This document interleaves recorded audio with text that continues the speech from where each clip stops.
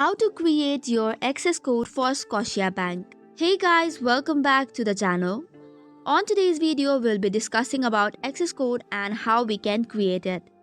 First of all, let's understand what access code is.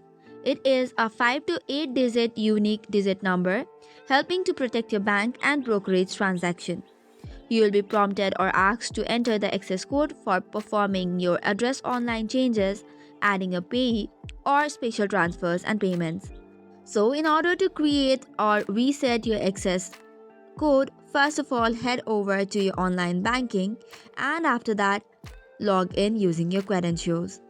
Then, go to the Manage My Account section and select Security and Password. Now from there, select on Create or Reset Access Code and you'll be prompted to enter a new access code.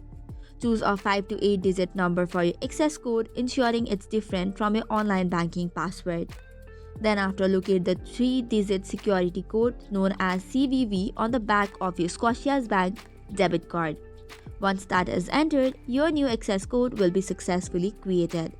So that's it for today's video. For more such contents, do not forget to hit the like and subscribe button.